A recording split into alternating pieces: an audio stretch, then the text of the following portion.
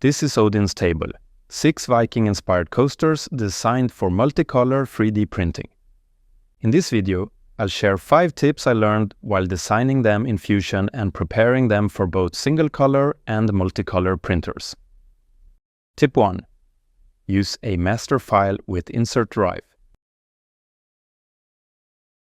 Start by creating a base file in Fusion. This holds the core geometry for all coasters.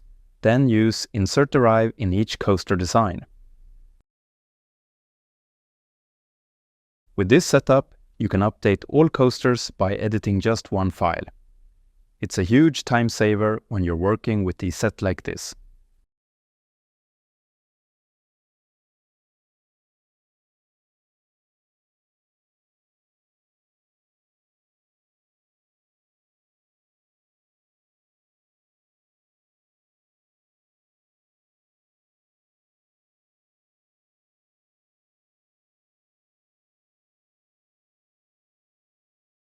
Tip 2. Design for multicolor and single-color printing. Plan your design so it works on both multicolor printers and single extruder machines.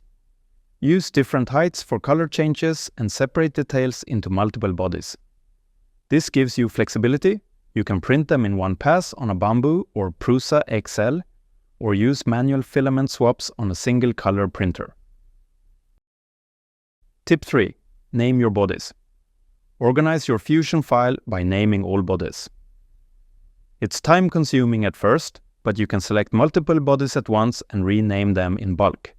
Clear naming makes exporting and slicing much smoother later.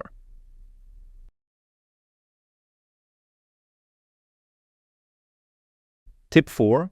Export for both printer types. Export FreeMF files for multicolor printers and STL files for single extruder printers. FreeMF keeps color assignments and body names intact, while STL allows manual slicing and filament swaps. Giving your users both options makes your design more universal.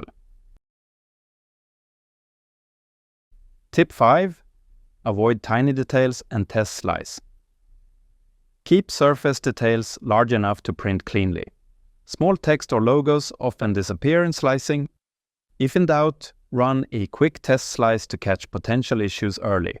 It's much easier to adjust in Fusion than after you've started a 12-hour print.